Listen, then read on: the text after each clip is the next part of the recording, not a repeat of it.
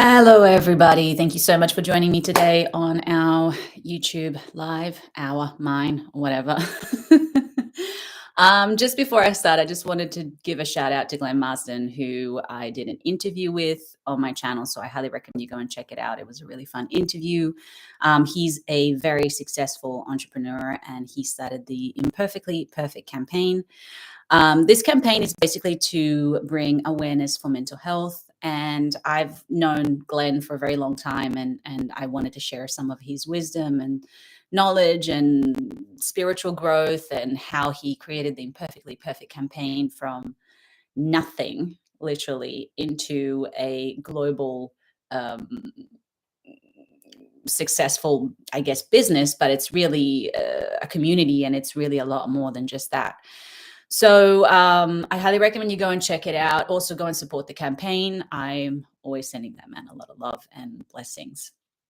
So today I'm a bit of, I don't know, I want to talk about, I think, family and relationships and how the two actually are very parallel to one another. So obviously, depending on your family and how you brought up, and family is basically one of our biggest teachers, one of our greatest lessons in life, and it will also define a lot of our future. Now, this can totally be shifted, once again coming with awareness and a willingness to heal and dive deep. And a lot of stuff, unfortunately, it's not even your own family's fault. It's programming, it's society, it's religion, it can be really anything. But I just wanted you to become aware of that and just kind of start thinking about your own family and the programming and how much of it is really yours, how much was it passed down, how is your family affecting your relationships. And so one of the things that I realized is that with my current partner, he has an amazing relationship with his family. I love his family. They're incredible people. And I think one of the reasons why I attracted him is because I needed to heal that part in myself. And I guess if I hadn't healed it, I might have still attracted somebody within a broken family, which once again was one of my old patterns. But with him, it's just so great to see somebody who, doesn't really fight with his family. They don't really argue. They accept each other for the way that they are. Now, to say that they're perfect, of course not. But very interestingly enough, I met one of his another family member. I don't want to go into too much detail, obviously, and they're incredible. They were super positive, super loving, and oh my God, did I get triggered? Now, you would think that being around such a high vibration, I would be elevated. But surprisingly, it actually did the opposite effect. So I really had to take some time to sort of reflect on that and understand, why is this happening? Why am I getting depressed? Why am I getting angry? Why am I getting frustrated? Why am I pushing myself even further away? So in my situation particularly, and this is just for you just to kind of reflect on your own stuff, when I thought about my own traumas when it comes to my family, unfortunately, as wonderful and as well-intentioned as they were, I was not really safe within my family. So what I've learned to survive was, I need to keep you at a distance in order for me to survive. Because if I get close to you, I will get hurt. So I realized what happened. It was basically with his family, or with certain members of his family, this happiness and this whole thing was something that I've wanted for so long, and I wanted to experience.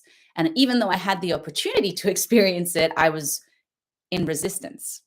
And the reason for that is because your traumas do constantly get triggered. So my trauma got triggered, which was, well, if I allow myself to enjoy this, and if I, number one, it's also foreign to me, this happy, whatever it is. But if I allow myself to be a part of it, number one, this is all subconscious, of course, I'm going to get hurt. Number two, I'm going to end up, I don't know, I guess I'm going to get hurt. I guess it really just comes down to that. I'm sure there's other layers that I can't really think about right now. So I really want you to think about certain things when you've been around other people and how certain emotions have come up and how they triggered certain things and you can't understand really why. Usually it's because it has to do with something very subconscious that we're not aware of, and that is causing this emotion to come up to the surface. Now, what really happened was resistance and, of course, lack of trust. So the resistance there was the resistance to move from that dark vibration into a higher vibration. And another thing that people don't understand is like people who suffer from depression or who have this sort of stuff, because your vibration is so low and you're dealing with somebody with such a high vibration, look at how far the stretch is. Okay. Imagine it's kind of like literally physically stretching. So if I have to stretch a little bit, not too bad. If I have to stretch, okay, it's a little bit painful. If I have to stretch from here to there, it's incredibly painful. And it's the same thing that happens energetically. So for those of you who are dealing maybe with a parent who's depressed and you're that happy-go-lucky child and you're like, hey, or the other way around, your parents are always fucking happy and hunky-dory and you're really depressed all the time. It's painful for them. It's painful for them to go from down here to up here. It's also foreign and it's going to take time. So baby steps are the way to go. Now, do we always have family members who you can sit down and have a conversation with and go deep and say, hey, this is what I really need? And them going, oh, of course, I completely understand my child. No, I mean, we wish that, of course. Sometimes, yes, sometimes we're lucky enough to have a family member who wishes to evolve, who wishes to grow, and who's probably a little bit more open. But oftentimes, because of the lessons that we encounter parents who are also resistant, who them too do not want to resolve the issue. They're comfortable within their old patterns, their old traumas, their way of doing things. And you got to also remember that parents are in a position of power. At least they think so. Well, until you're at least an adult, and then of course things change. Maybe even a teenager. So a lot of parents don't understand that dynamic eventually shifts. Sometimes the kids become the teacher, the parent. So yeah, I always lose my trail of thought because I've always got so many thoughts, and then I'm like, um, yeah. So gosh, totally blinked out. Okay, well, whatever. It'll come back to me as always does. So, how do we heal this and how do we move forward from this? Well, one of the best things that I recommend, especially if you've had pretty crappy parents and situations where maybe the parent was very abusive, who's more like the child and is not stepping up to the plate and continues to be a child, which I actually find that a lot of people encounter this. My best advice is that you have to embody the parent within yourself. Now, what does that mean? It begins with first and foremost accepting, which is really difficult, really, really challenging to accept the fact that your parent's never going to be what you want them to be or what you expect them to be, or that they're actually going to step up to the plate. Um, the way that you react to them as well is really important. So if you react like a child, imagine two kids fighting. That's what you're ultimately doing. And another thing is like, you got to be aware that if they're acting like children, this is a lot of child trauma that they've experienced that they have not healed. So I really recommend, number one, to maybe sit down with your parents if you can and kind of ask them a little bit about their past. It helps you to basically understand why they're so stupid, why they're making the decisions that they're making, why they're such morons. Sorry about my language, but I can imagine some of you feeling this frustration and relating to this. Um, and why they made some of the dumb decisions that they made, and maybe they didn't protect you, maybe they weren't there for you, maybe why they're not listening to you, maybe if their parent was so abusive and never even like valued them and valued their feeling, then they grow up to, in a way, sometimes people embody that because they want to kind of, it's their own way of accepting how their parents did that to them, but they never sat down and had that conversation. So they become abusive themselves, hurt people, even their own children. They mean well. Behind it all, it's not that they go, oh, I'm going to go and abuse my child. It's just a coping mechanism. And yeah, it can be incredibly selfish. It can be incredibly unfair. But going back to my point of becoming your own parent, in a sense, it's kind of like stepping up to the plate. And as I said, the first step is really to accept the fact that your parent's not going to be really your parent, and accepting maybe the fact that you might have to be their parent. And the best way to look at it is kind of like, I came into this world to teach them how to be a parent, to show them what I needed from them. Is it unfair? Yes. Does it suck? Absolutely. Do we want them to step up to the plate and do better and expect that? Of course.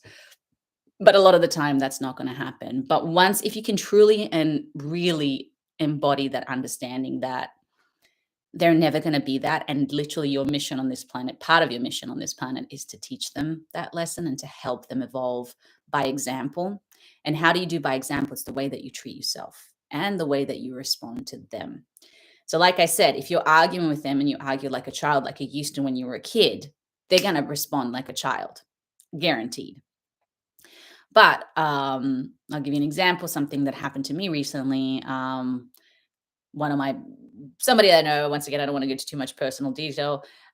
They went off. I mean, they went off and they went on a tantrum and they started screaming and calling me an idiot, basically, and all this sort of stuff and insulting me. And of course, my first reaction would be, fuck you. And, and I'm pretty feisty, and I've had to fight my whole childhood to survive. So my natural instinct is to get aggressive, to get violent, and to get domineering.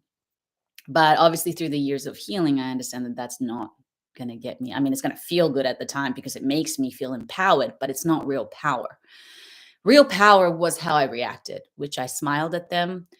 It's almost like I stepped out of myself, which is how you'd want a parent to be, right? It's if a kid's throwing a tantrum, you don't want the parent to start getting involved and yelling at them and all that sort of stuff. It's like, picture how you would want that parent to really be and embody that.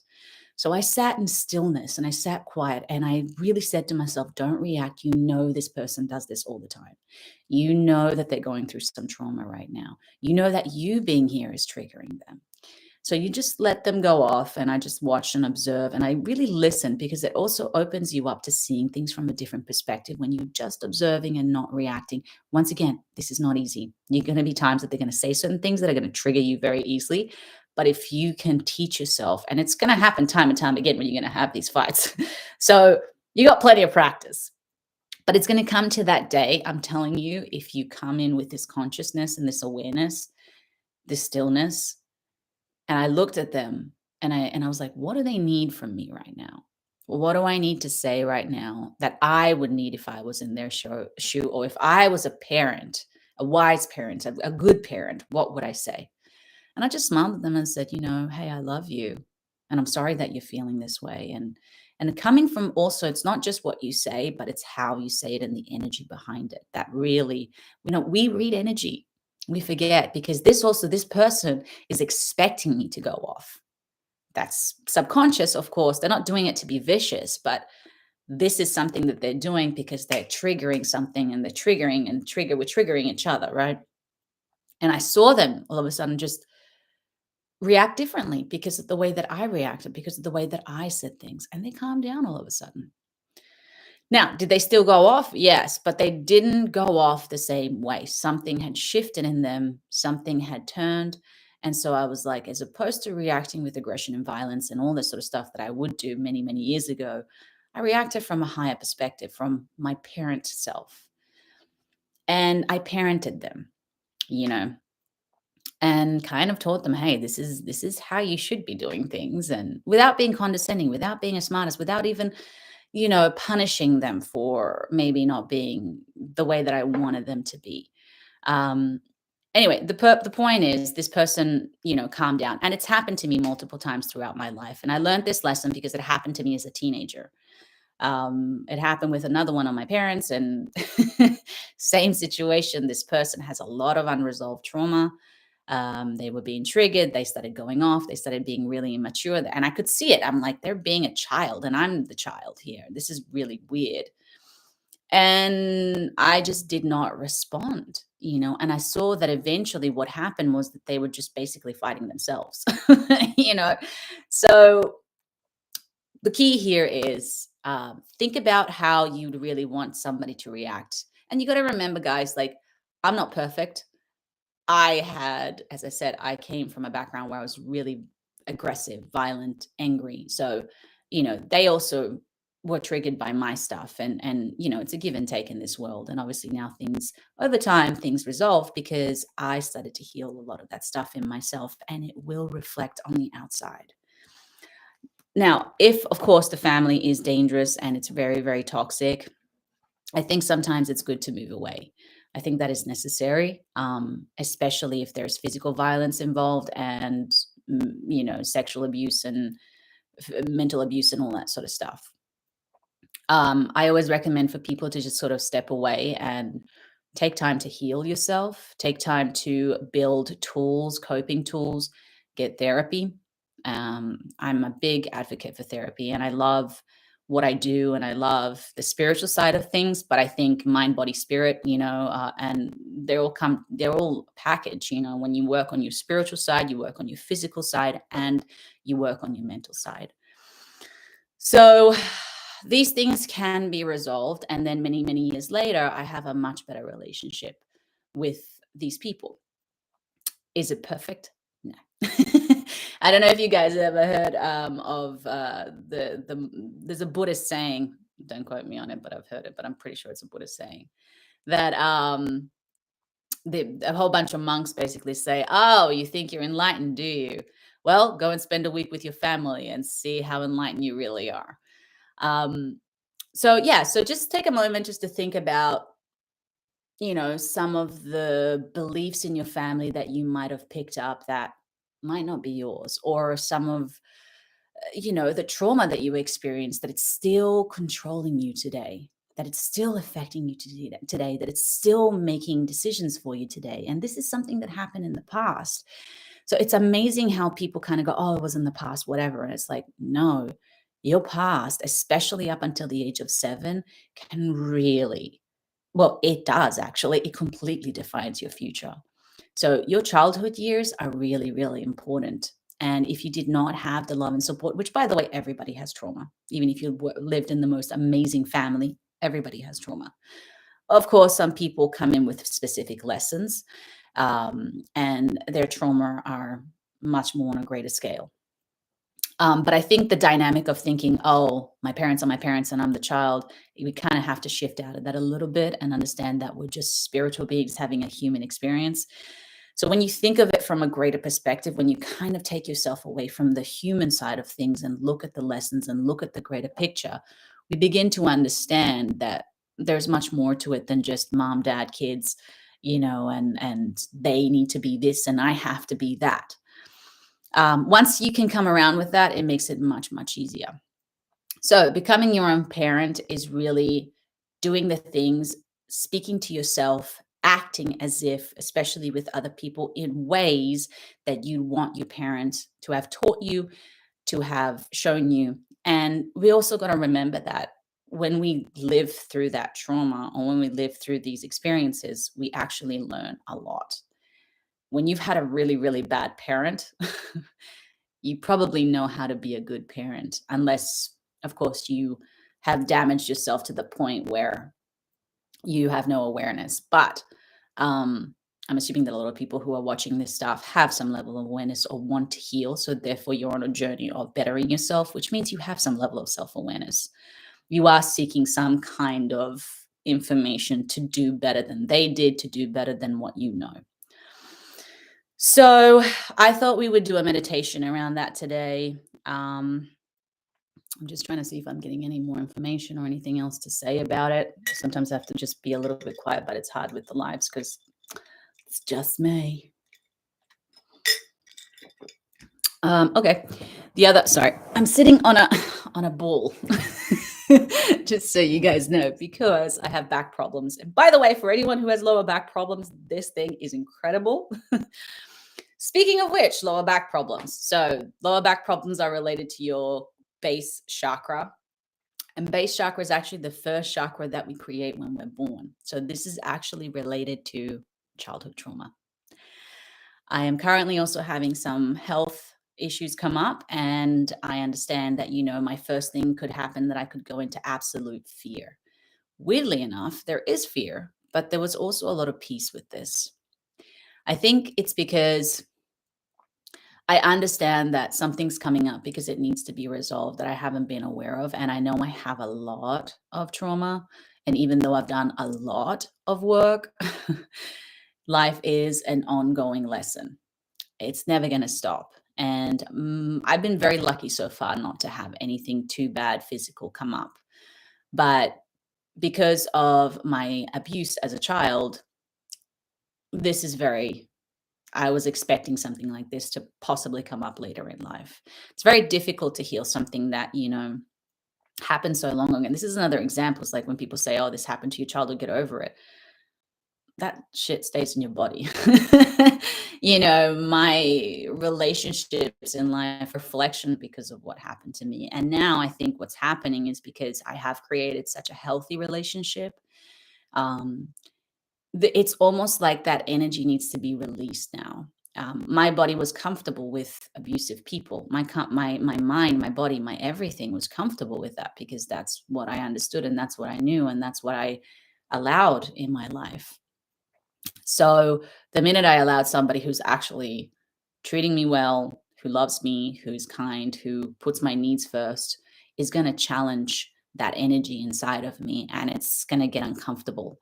And it might show up in an illness. It might show up in something that needs to be resolved within me, and it's time for me to do some healing. With health stuff, also, guys, like believe whatever you want to believe or whatever, but I believe food has a lot to do with it as well. I'm vegan, but just because I'm vegan doesn't mean I'm healthy. I am pretty healthy, but I eat a lot. I've been having a lot of sugar. I've actually been drinking quite a bit lately in the last year, at least. I mean, I've stopped now, but I enjoyed a glass of wine, but then me having an addictive personality is like, well, a glass turned into a bottle and I can handle myself, but that's not the point. I'm allowing poison into my system. Now, if you have something like inflammation or cancer, sugar and alcohol are not exactly the best thing to put into your body, right? So, once again, mind, body, spirit, thinking about those three levels. I'm going to do a lot of spiritual healing. I'm going to eventually do a cleanse, taking out all the sugars and all the things that I know are not going to be good for my system, give my body a chance to really heal. And then, mind is like, well, maybe going to the doctor and getting some information here and knowing what the problem is. But is this related to my childhood? Absolutely. And is this related to family trauma? Yeah. I know this, but I know this because of the work that I do. I believe that illnesses completely come from trauma and they're triggered from, even injuries, even when you hit something because you're not paying attention, you're not being aware, and it's a self-punishment. It's a way of, or it's a way of you just wake up, pay attention to what's going on. Anyway, I'm going to go off on a rant as usual. But just for you guys to think about what's going on in your family. I also did, by the way, a meditation on heal father trauma. I highly, highly recommend that. And I have one on the mother too. So if you have any specific with those two, they're actually very popular meditations because I guess they're, they have some strong healing release in them. So, yeah, so let's do a meditation now. And let's just, oh, and by the way, the other thing is, when we think about family trauma, I also want you to remember that just as much as we get family curses and traumas, we also get a lot of blessings. We also have a lot of good things too. And it's really important to remember that too. Even if the parent wasn't the best parent on the planet, there's always something good that they have passed on. So it's very important to keep the balance too. And if you hold a lot of resentment and a lot of anger towards them, I do recommend to heal it because anger and frustration and resentment, it's kind of like drinking poison and hoping to kill the other person. So, but Forgiveness is not as easy as it sounds. If forgiveness is really just healing. You can't just go and go, okay, I have to forgive that person because that's what is the right thing to do. Teal Swan talks about this a lot, which I highly recommend you guys also go and watch her video about it. Forgiving somebody when you're not ready is kind of like self-abuse. It's like forcing yourself to do something that you really don't want to do. Um, I always had the intention to get to that place, but also because of the healing work that I've done, it's gotten to a point now where that anger and that frustration and that resentment has calmed down a lot. Has it completely gone? No, but it's calmed down a lot. And maybe this illness or this thing that's come up in my system is because I still have some unresolved stuff that I really need to deal with right now. Um, can I just go and forgive? No. Um, Forgiveness, it's a natural thing that just happens. It's not something that you can force, and it's not something you can tell yourself to do or other people. Just because somebody understands forgiveness, you know. But just the same way that you're drinking the poison and you expect the other person to, it's the same thing with illness, healing. That when you heal that relationship, you ultimately heal yourself. When you forgive that person, you're ultimately forgiving the trauma, the situation, the memory, whatever, and you let that, there's like a sense of release, and your mind doesn't go back to that place with that attachment and that energy all the time and holding on to that energy all the time.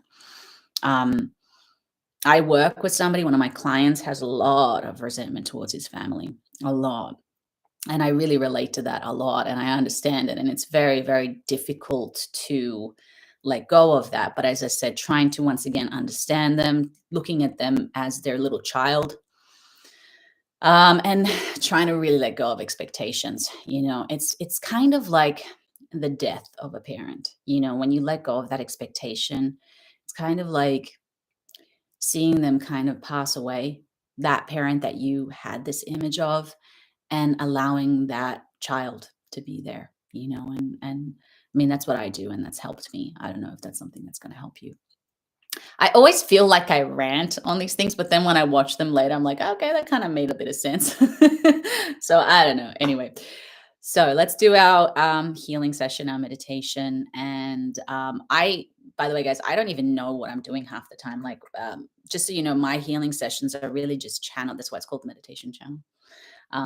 I allow information to come, and it's usually whatever is needed. And I have to trust that the information that's coming, that it's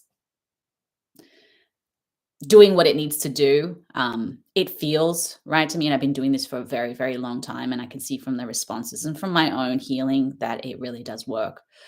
I also do privates. So if you guys ever want to do a private, just message me. I have my Instagram, which is at meditation_channel. There are literally meditation sessions that I do with you over Zoom. It's 1 hour. And we do kind of what I'm doing right now, which is we discuss about your specific problem, though obviously it's tailored to you. And then we do a meditation designed around that to help you release and heal. Because basically what I do is I work with the subconscious mind. So it's a little bit different to actual therapy. So yeah, so you can find me there if you need it.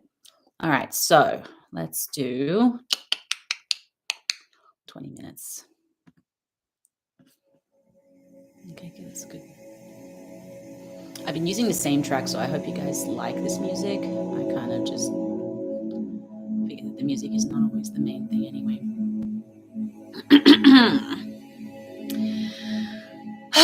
All right, so you know how it goes. Close your eyes.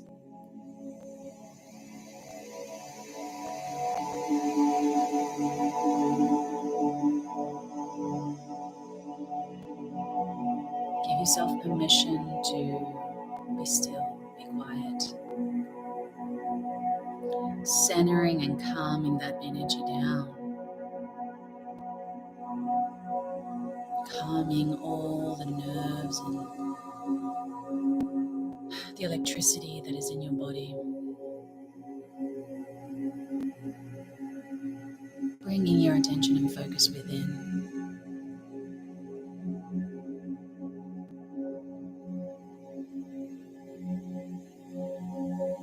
Following your breath in and out, in and out.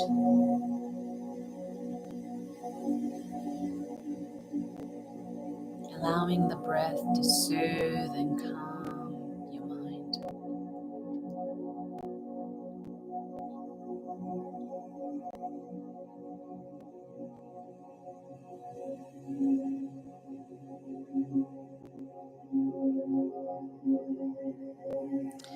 All right, so I want you to visualize a green emerald light gently cascade around you, surrounding you. This light is very healing, soothing, inviting, gentle. It's cleansing your aura, it's cleansing the room or the space that you're in. It's shifting energy, transforming energy, allowing you to be open and receptive to healing, allowing you to be open and receptive.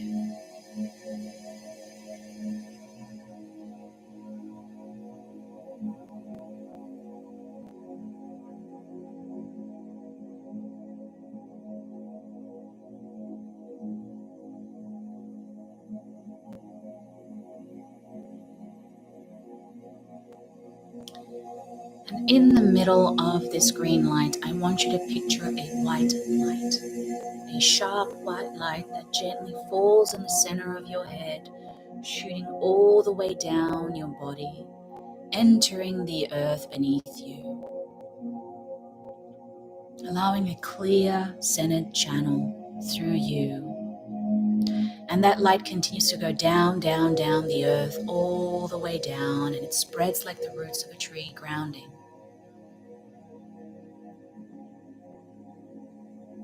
We're allowing ourselves to receive information clearly, to cleanse any negative information or blocks that are still stagnant in our body, in our aura.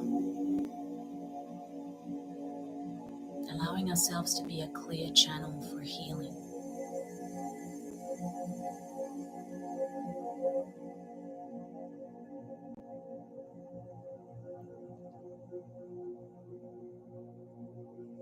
I want you now to picture a staircase. And I'm going to count down from 0 to 10. And at each number, you're going to take a step down. 10, 9, 8, 7, 6, 5, 4, 3, 2, 1. You have arrived.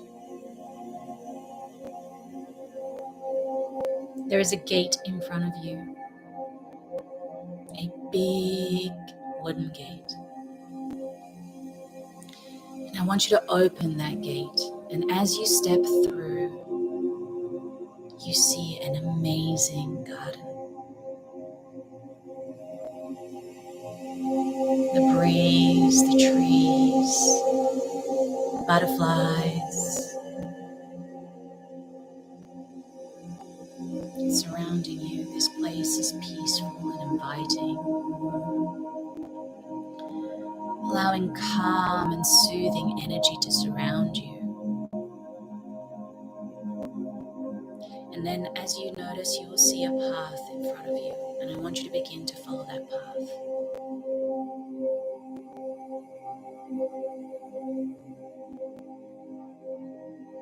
And I want you to look around as you're walking through this path, just noticing if there's any animals, and the smells of the flowers surrounding you, the gentle sun touching your skin and warming every cell of your body, inviting love and warmth and just a good feeling that you're here. As you look in the distance, you begin to see a huge tree. This tree is standing strong in the center of a field. And you begin to walk towards that tree. This is not any tree, this is a magical tree filled with energies, wisdom. But above all, this tree is related to your family tree. as you get closer to this tree, you begin to see a small figure standing next to this tree. This person, as you get closer, you begin to realize it's one of your family members, somebody that you have to resolve a trauma, an issue, a block. Allow your intuition to just guide you towards this person and trust.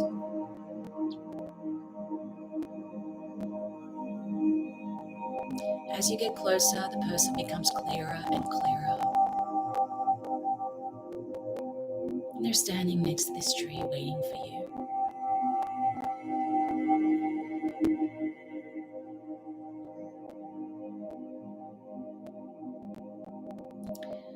This is the higher version of this person. So this is not the person living in trauma, living with the pain and the suffering. This is the part of them that understands and knows what they have done. Understands and knows that it's time to heal and resolve this. It's okay, whatever you feel when you see them.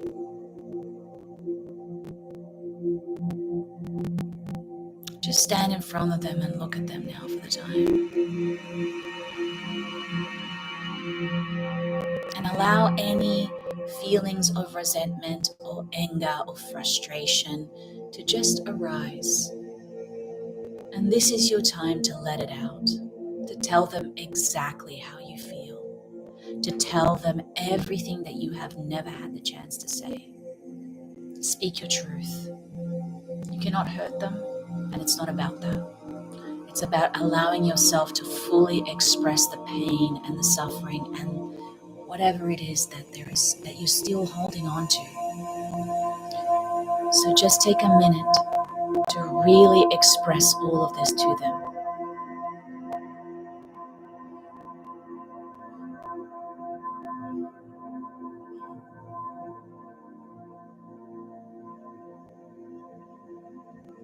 Let it out. Scream at them if you have to. Maybe even hit them. It's okay.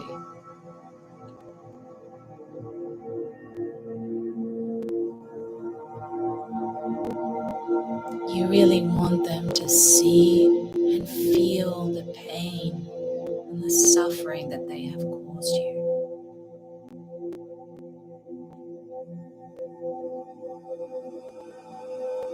And as you do this, I want you to begin to see them reacting to your pain and really feeling it, really understanding. This is not about punishing them, guys. This is about healing this and needing them to feel this and see this, to really understand this.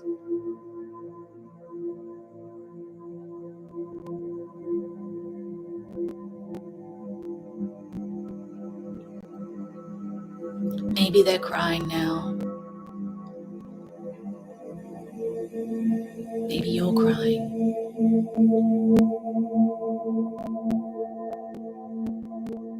Take a minute now just to finish what you have to say to them.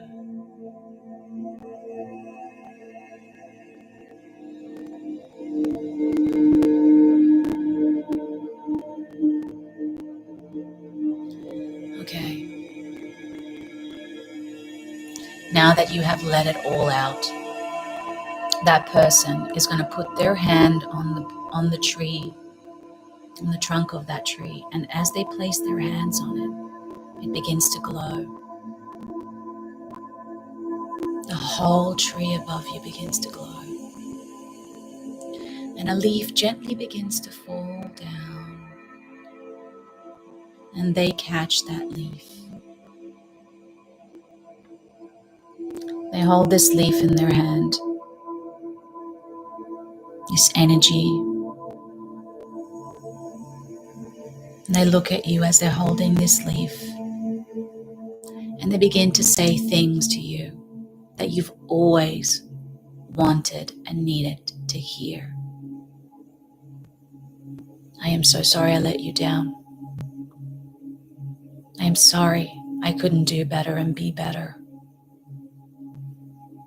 You were right.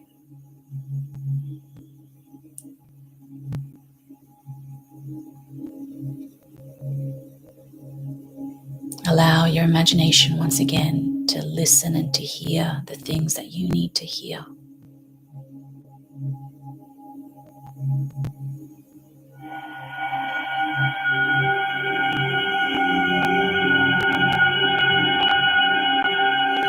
Allow them to express their shame, their guilt,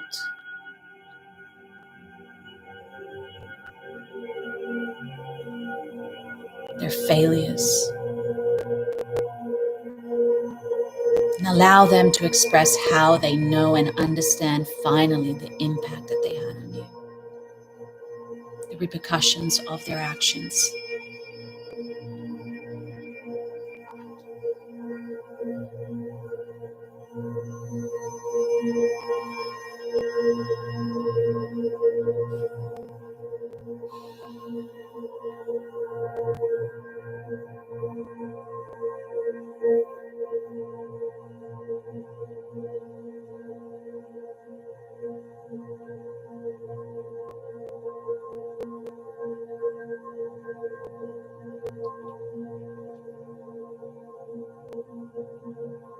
How they wish they were better to you, and especially the word, I am sorry. I failed you.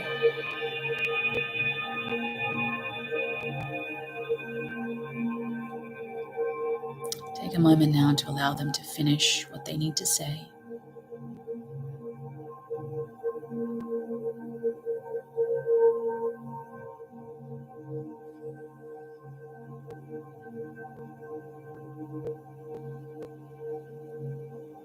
And when they finish, they're going to open up their hands where they were holding that leaf. And you will see a necklace in the form of a leaf. And they say, this necklace holds the truth of how I really feel. The truth and the power and the healing and the gifts and the words that I should have and could have said to you. It holds the power of true love, my love to you.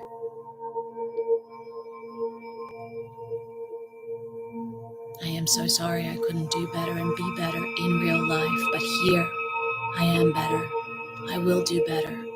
And this talisman, this necklace, will hold that energy with you, for you, so that on the times and in the days where I fail you, this version of me is with you. And they hand you the necklace. You take that necklace and you put it on, and as you put it on, it gently enters your heart. And as it enters your heart, you begin to glow a green emerald light. And it's time now for you to place your hand on that tree. And as you do, the glow of the tree enters the palm of your hand, mixing with that green light that is all over you now from that necklace. And there is some shifting and some healing and some karma being resolved right now. Allowing some of the old pain to be released, to be forgiven, maybe even, but nothing is ever forced. Allowing some energetic resolution, allowing some wisdom and understanding to take place, and some physical healing from trauma, illness, negative programming, anything that is holding you back because of this person.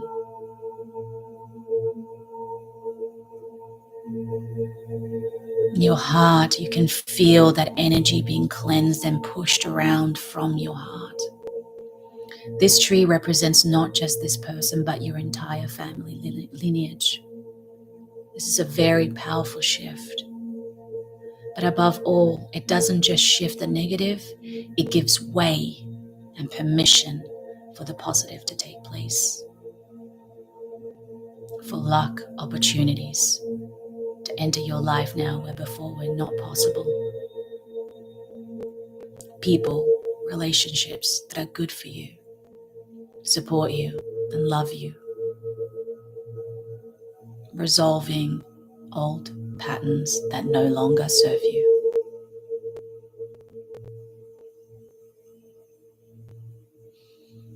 And just take a moment to allow the healing to finish up. That white energy from the tree returning to its source. You can release your hand now, feeling a little different, a little lighter, a little more peaceful, and a lot more empowered, a lot more still and centered. It's time to say your goodbye. If there's anything else you need to say to them, now it's your moment.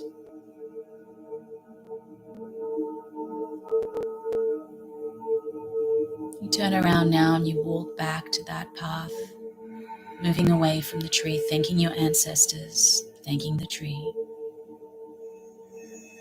Walking through this garden again, seeing the butterflies, the flowers, the animals, feeling that breeze on your skin, that sun. Walking towards that gate, shutting that gate and seeing the staircase. I'm going to count now from 0 to 10. And at each number, you're going to walk up a step. 0, 1, 2, 3, 4, 5, 6, 7, 8, 9, 10. You have arrived back into your body. Expand your awareness back into your body, back into the room. Maybe wiggle your toes and fingers, move your neck, your head. Take a deep breath. Just shake it off, let it go. And again, take your time and gently open your eyes.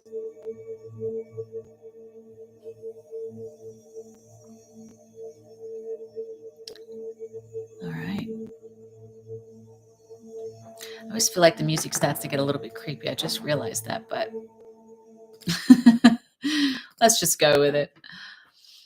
I always feel weird doing like the meditations on camera because then I look at myself, I'm like, oh, I've been closing my eyes, but whatever. I hope that was, I felt that, and I was really surprised for the information and images that came into my head. So I really, really hope that you got something out of this. Healing family trauma and patterns is really, really important. And to really become more and more aware of what they are before they turn into something that we do not want to manifest in our lives.